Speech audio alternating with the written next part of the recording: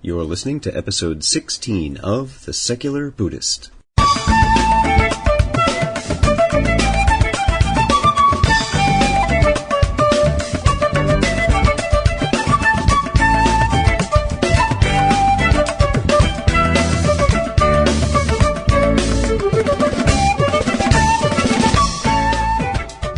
Finding practical applications for our Buddhist practice is one of the hallmarks of our modern cultural movement. Traditional centers may find the evolutionary trajectory of their members' interest moving and changing. Adaptation is the name of the game. The Center for Pragmatic Buddhism is a synthesis of early Nikayan, Chan, and Zen Buddhism and the American pragmatist tradition in what they call Pragmatic Buddhism. They utilize traditional Buddhist training methods that resonate with persons living in Western society. The Pragmatic Buddhist approach uses contemporary language to explain Buddhism's relevance to contemporary life. They engage in group discussions following Dharma talks in an open forum atmosphere, where participants discuss their thoughts and ideas of issues pertaining to practice, philosophy, and everyday life. Today we speak with the Director of Buddhist Studies from the Center for Pragmatic Buddhism, Sensei Jim Eubanks. Jim studied Hinduism, early Buddhism, Taoism, and Chan and Zen Buddhism formally with his root teacher, Ryugen Sensei, for 3 years prior to his untimely passing, learning the practical skills necessary to continue his teacher's pragmatic approach to the American Chan Buddhism, precursor to Pragmatic Buddhism. And we're talking with Jim Eubanks. Jim, thanks for joining us. Thank you, Ted. It's good to be here. Glad to have you here with us. Now, typically what I do in starting each interview is ask people what their background is growing up. And tell us a little bit about that. Sure. Well, I was raised in the Southeast, and my father worked for Bank of America, or what eventually became Bank of America, and so I had the opportunity to move around quite a lot. In fact, 11 times by the time I had graduated from high school. So no roots and impermanence was part of growing up, it sounds like. Exactly. So that was the first major Buddhist lesson, I guess you could say. And, my family is Lutheran, and so I was raised in a Lutheran background. And when I was in high school, I was very interested in religion.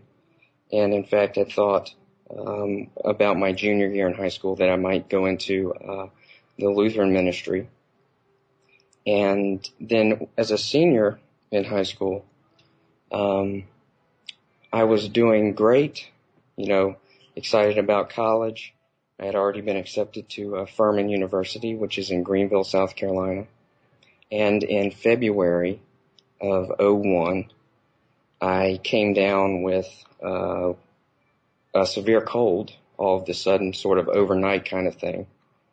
And then when I woke up the next day, I was in excruciating pain and had difficulty walking. And so, of course, we went to the emergency room, and I eventually found out that it was Crohn's disease, which is an autoimmune disease of the small intestines, in my case. I grew up with ulcerative colitis, so I'm with you. Okay, so you know. Oh, yes. And I had to have an emergency surgery, about a foot of the small intestines removed, and was in the hospital, of course, a number of days. And that sort of began changing my perspective on things. I had some questions about what's the point of life. And the biggest question for me personally through all of this had to do with that type of suffering and pain among people who did not live in the sort of privileged society that I'd say we live in, where you have, the readily accessible advanced medicine. And that was a kind of troubling idea. And so, the traditional explanation I'd always been given that, pain and suffering was sort of a necessity from God no longer really made sense. And I'd already been doing martial arts for quite a while. in high school, and so I'd been exposed to East Asian meditation and different types of self-development approaches, such as Tai Chi and Qigong practices. So I was kind of primed. I knew about that, and it started to become more tangible for me after that experience with the personal illness. Interesting, and something I can sympathize with, and I know there are a few other listeners to the podcast who will understand immediately that experience, and particularly at a relatively young age. Right. That's something that at that age, we're supposed to be impervious, we're supposed to be immortal, and the picture of health, and to have that somewhat surprisingly taken away from you, I can imagine be very, and have experience with myself, is very shocking. Yes, it certainly is, and it gives you a new perspective on things for sure. Mm-hmm. Now, did your experience with martial arts and that mind-body connection that you were seeing, was that your early exposure to Buddhist practice? How did that come about? Yes, that was my initial exposure. And I also, while at Furman, began taking philosophy courses and eventually was a philosophy major. And I had the opportunity to take classes from David Shaner, who is actually the chair of the philosophy department at Furman, but also quite an advanced practitioner of Aikido. And Aikido is the Japanese martial art that focuses on the Zen philosophy sort of in action. So neutralizing forces that we encounter and learning how to sort of redirect aggression into a more productive result. And so David Shaner was doing martial arts, and he was teaching these Japanese philosophy courses and Indian philosophy, both of which I took. And it made good sense to me. Eventually, I transitioned, so to speak, from my childhood upbringing and ideas that I had sort of gathered from my culture into a deep appreciation for the kinds of questions that Buddhism seemed to ask. And that was the main selling point, I think, for me, was that the questions that Buddhism addresses are specifically aimed at the sort of living day-to-day type of experiences that we have. So I think that, a lot of Westerners can identify with that. And if they do not transition completely like I did, at least augment their own understanding of things through these different questions. Yeah, that's one of the issues that has come up in previous podcasts, is a concern that we have in our very fast food, modern American culture, that we experience a lot of armchair Buddhism, where folks they may meditate, they may go once a week and hear a talk, and I think the experience that you had was just so much more visceral. Exactly, literally. Yeah, literally, yes, literally. That it made it absolutely a part of, there was one of those unshaking, here's why I have the experience, the confidence in this teaching, because I've directly experienced it for myself. And a lot of people don't have that, much as it may be difficult to think of it or challenging to think of it as a benefit. That is one of the positive outcroppings that's come from this experience for you. Right, it is. And if I did not have the sort of priming of understanding, sometimes I wonder how it would have played out.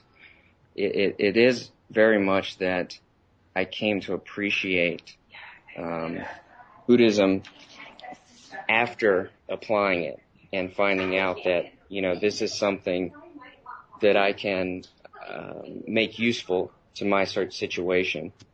That's a major initiative of the work that I'm involved with within Buddhism, is helping people to learn about its real life applications, rather than, just the tenets, so to speak. Right. No, and that's an excellent segue for us. Is I'd first run into you through a couple folks, Lori and Megan, that we have on the Secular Buddhist Facebook fan page, and they'd let me know about you and the Center for Pragmatic Buddhism. So how did your involvement with that come? And I know your practice in Buddhism grew.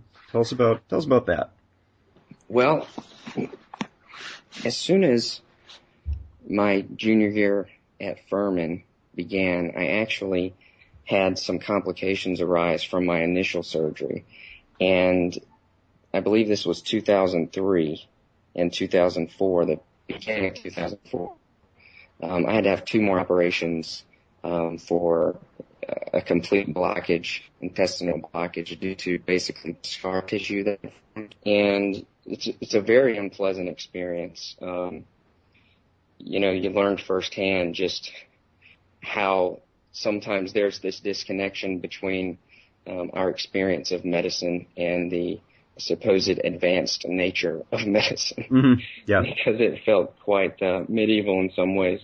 But I was so fortunate, of course, to have it, because my situation was one that, I would not have been able to make it without those interventions.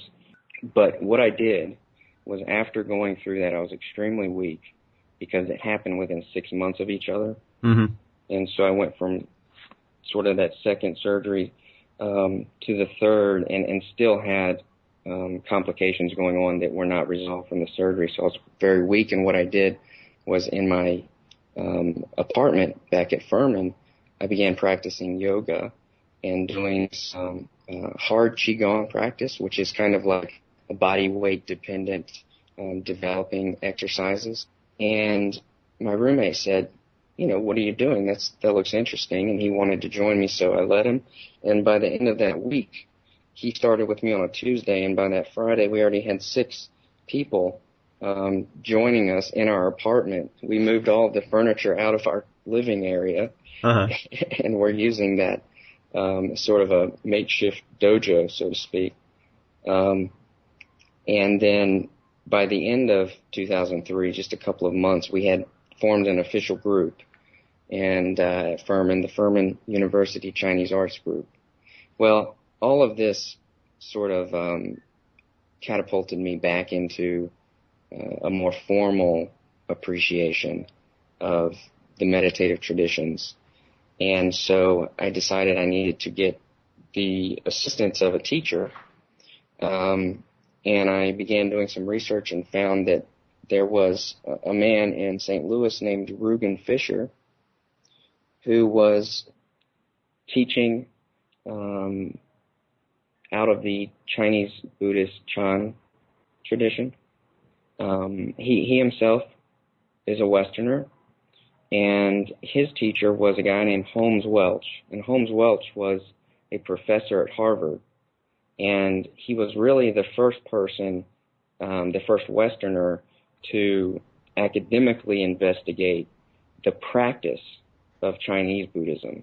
And so what he did was, in the early 1900s, Holmes Welch went to China and lived among the monks in a number of temples, documenting and learning. And this was at least 6 years that he did this. And then he produced a 3-volume series that sort of explains the inner workings of a Chinese Buddhist temple during the 1900 to 1950 period. And so he had quite an extensive background. And so I knew that this guy, Rugen Fisher, had a good lineage, so to speak. And at this point, lineage was a little more important to me than it is even today in some ways. But the main consideration was getting formal training. And so my parents were living in St. Louis at the time. I was at Furman. During all my holidays, when I would travel to St. Louis, I would meet with Rugen, and he would train me. And he did not have other students during this period. He was somewhat retired and there was a lot of time that he could devote to me. And of course, that's an sort of intensified experience in training when you have all of that attention just focused on you as a student. Eventually, I did move to St. Louis, and I entered graduate school at Logan University and obtained a doctorate in chiropractic medicine and a master's degree in sports medicine. And throughout my time training in graduate school, I was also weekly training with Rugen Sensei. And I would go over to his home and we would spend time looking at the issues related to applying Buddhism in daily life. And his big thing was pragmatism, being practical. He called his approach pragmatic, and he specifically used the term American Chan to sort of qualify the type of Chan that he viewed himself as practicing. And what he meant by that was a culturally relevant approach, one that takes, the sort of essential aspects of Chan teaching and practice and fits them into the mold of contemporary American life. So that hit me well. And at Furman, I took a course on American pragmatism with a guy named Mark Stone, who's also an Aikido teacher.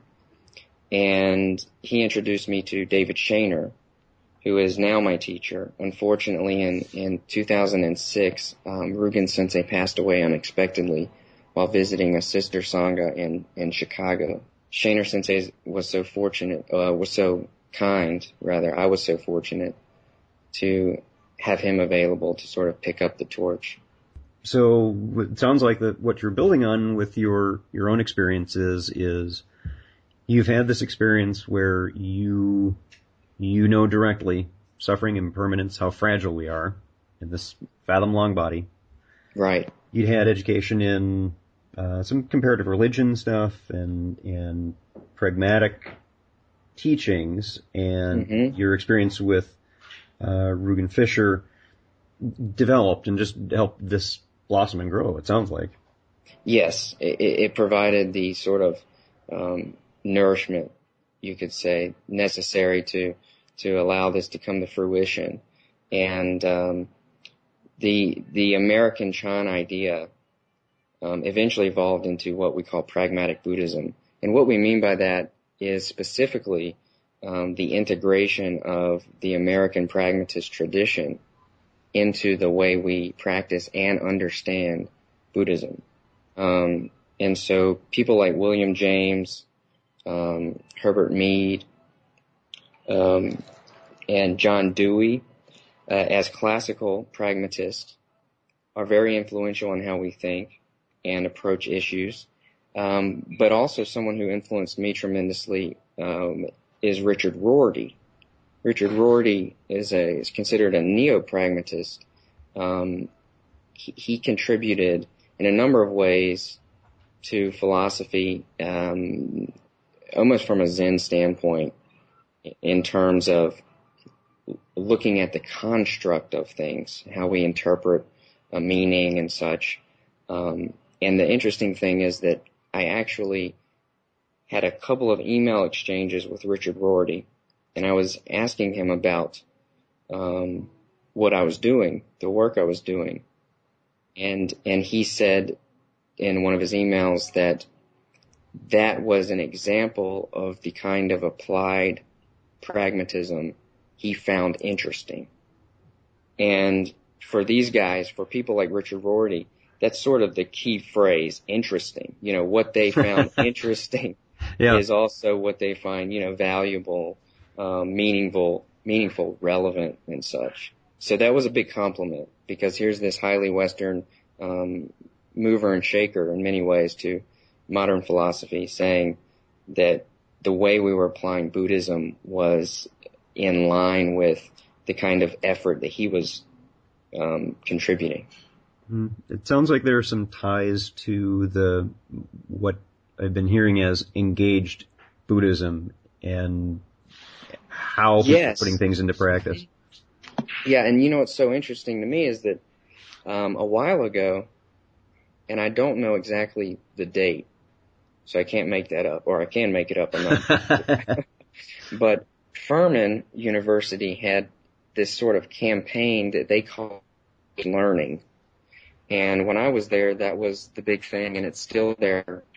Their sort of mission is surrounded by this idea of engaged learning, where the students are fully invested into their learning experience in a way that nicely balances the classroom experiences with the application or real world experience. So aside from what we know in Buddhism as, socially engaged or engaged Buddhism, I had been introduced already in undergrad to this idea of engaged learning, and so the two just clicked wonderfully. So tell me about the Center for Pragmatic Buddhism and how that came out of all this. Sure. Center for Pragmatic Buddhism, CPB, started out as the American Chan Buddhist Center. I initially began advancing my teacher, Rugen Fisher Sensei's idea of American Chan, and did that for a few months, and then realized that it would be, I think, more accurate to not use the Chan designation, because the way that we were applying the sort of essential teachings looked quite different, and we did not want that confusion there. The traditional communities were quite happy when we decided to give up our Chan designation. Mm-hmm. So CPB is now a nonprofit organization, a 501c3, and we hold weekly meditation practice every Thursday evening. We've got a group that started in St. Louis in 2007, February 1st, and so February 1st of this year was our 3-year anniversary as an official sort of public organization. What we do there is we offer practice, and then followed by an hour practice is sort of a social engagement period where we discuss with each other in a group openly how our practice can be applied the rest of the week. So it's become a wonderful thing, and through this we've developed what we call our precept training program, which is for any member who wants to learn the sort of foundational ideas of the philosophy and practice of pragmatic Buddhism. It's a 12-week or 12-session program that my senior student right now, Wayne Hughes, is leading in St. Louis, and he's doing a wonderful job with that.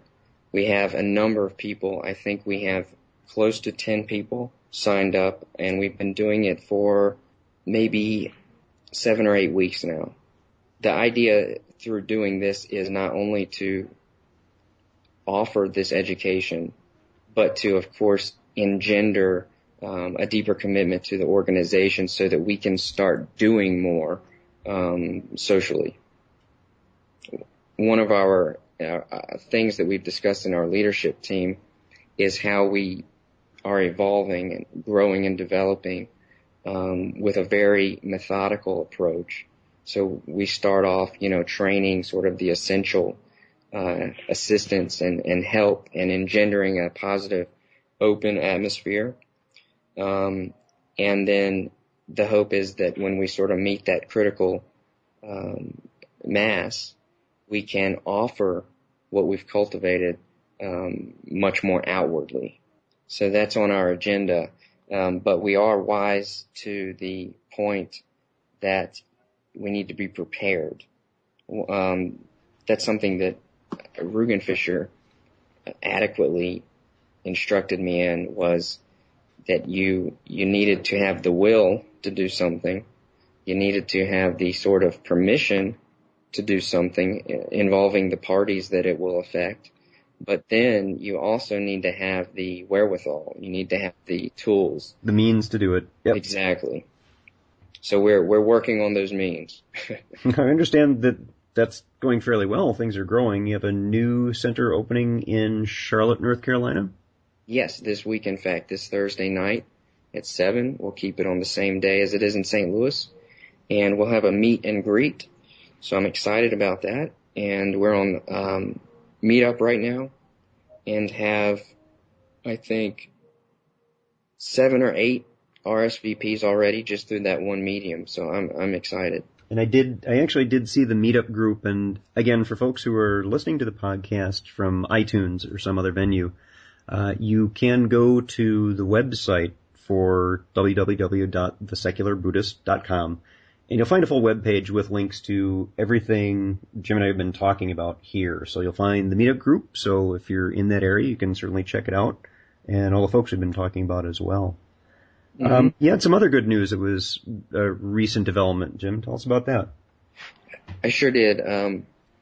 David Shaner, as I mentioned, my teacher now, who's at Furman, one of his main initiatives has been to offer the core Buddhist teachings to Westerners in a way that can be applied to something extremely relevant. And so what he chose was business, and specifically within business, how cultures are maintained and adapted during mergers and acquisitions. And so basically what he does is, if there are two corporations that are looking to sort of merge, he goes in and basically offers instruction and very specific guidance in how to do that successfully with the least amount of pain and suffering. And so he uses a lot of what he learned in Buddhism and also his training in Ki Aikido. And the whole idea there is, of course, that it's most productive to view the universe as causal and connected, because when we do that, we can achieve things more efficiently. It sounds vaguely Buddhist. Yeah, it does, doesn't it?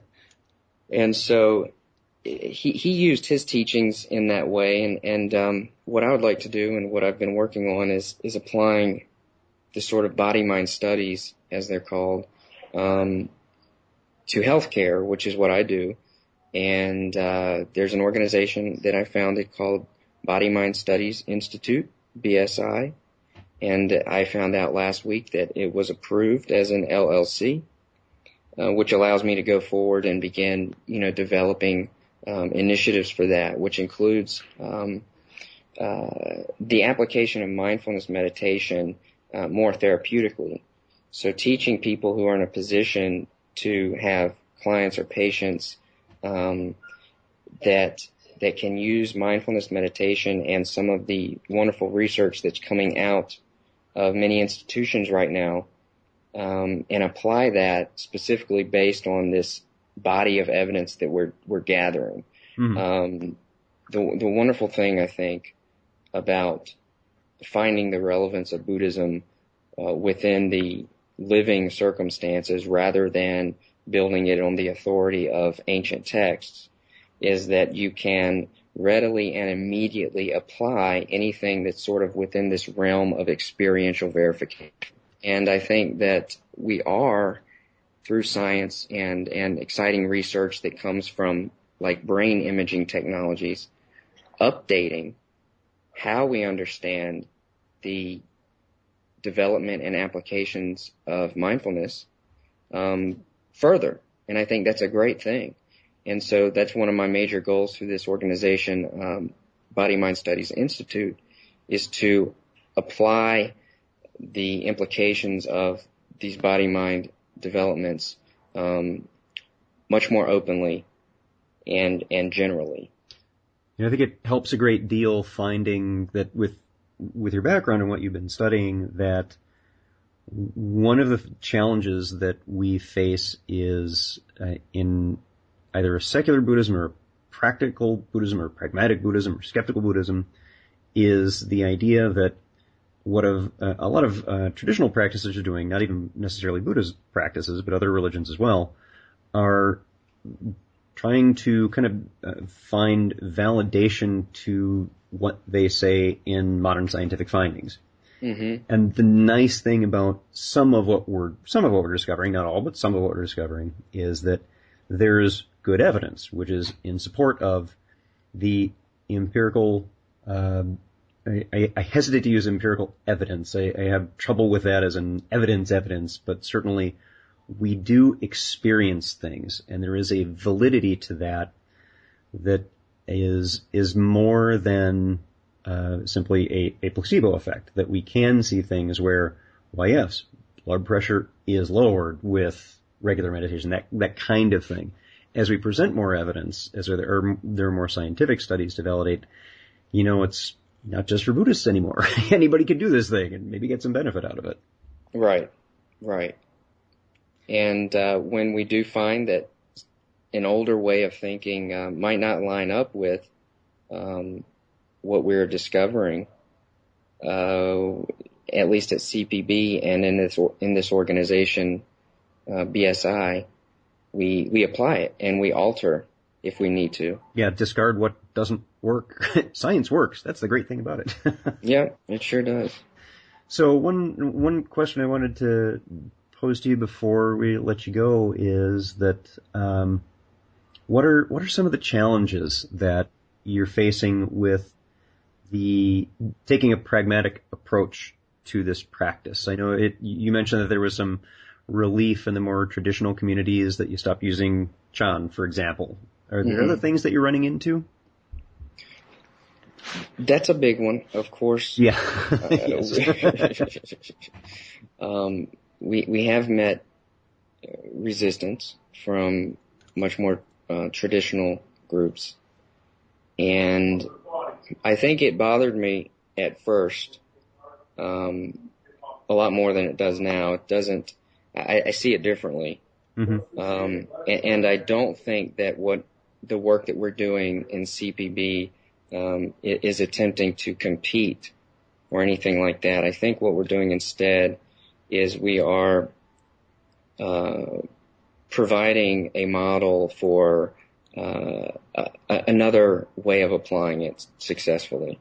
Yeah, and it's a different audience, I think. Mm-hmm. Sure. Yes, exactly. There's a different audience there. We're very sincere to the idea of not practicing metaphysics, the best that we can. Mm-hmm. And so if there is something that sounds metaphysical or that can't be well defined, we politely as we can challenge the thinker on that and try to get them to appreciate the fact that even though it might someone that we respect and be very old and have been written in on a scroll or something, doesn't mean that it's particularly relevant and meaningful to what our life is like today. Mm-hmm. And we need to be okay with that, because I think it's clear in the Pali Nikayas, the oldest record that we have of what Siddhartha Gautama, the Buddha, most likely said.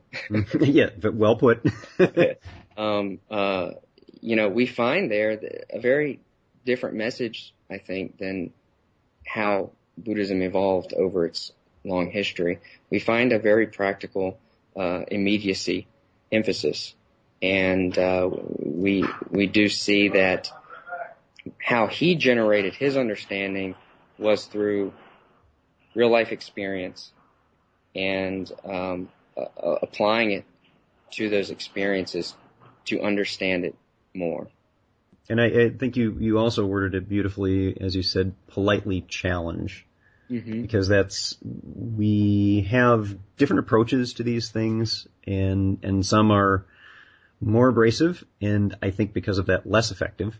I think we put people more firmly in their views when we take that approach. But Absolutely. Asking, hey, can you tell me more about that?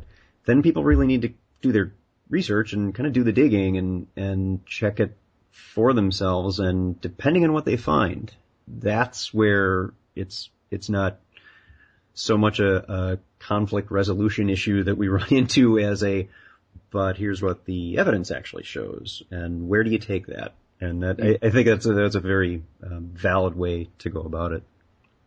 Right. Rugen Sensei used to emphasize that hurting people should be our last option. And we have the means of leading others to maybe appreciate different ways of thinking.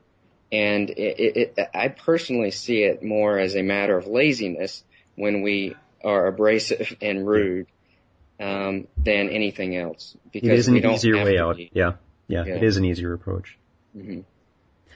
Well, Jim, I think that we'll kind of wrap things up for today. Is there anything else you wanted to bring up while we're still in the interview? I'd just like to thank you so much, Ted, for having this podcast. You're doing a beautiful job, and I hope that we can reach more and more people each time. I'm hoping. I'm just the talking head. It's everyone to bring on. You're doing great. Thank you so much for being here, Jim. I appreciate it. Thank you, Ted. Thank you very much, and thanks to everyone who's listening.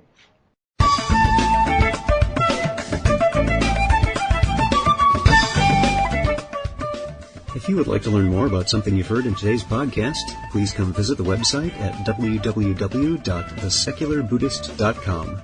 Each episode has its own page with show notes, references, and links to source materials. You'll also find resources on Buddhism, critical thinking, secularism, and links to the Secular Buddhist Facebook fan page. The music for the Secular Buddhist is used by permission from John Kaizen Neptune CD, Steps in Time. Additional music is provided courtesy of Rodrigo Rodriguez. John Kaizen Neptune and Rodrigo Rodriguez websites are both linked on the Secular Buddhist on the About Music page. Until next time, remember, every moment, every single moment, you choose. Make it a good choice. See you next time on the Secular Buddhist.